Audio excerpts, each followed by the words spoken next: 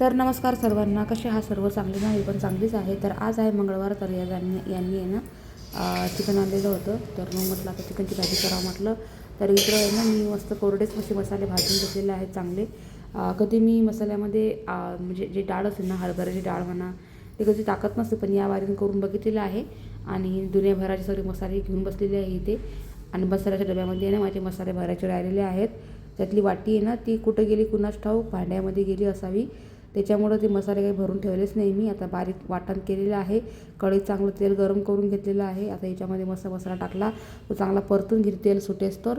आणि त्याच्यानंतर आपली भाजीची तयारी करायची. इकडे मी मस्त आता हे सगळे मसाले याच्यामध्ये ॲड करते. आणि जे चिकन झालेलं असते ना आपलं, ते टाकून दिलेलं आहे कढईमध्ये. तर मस्त भाजी तयार झालेली आहे. चला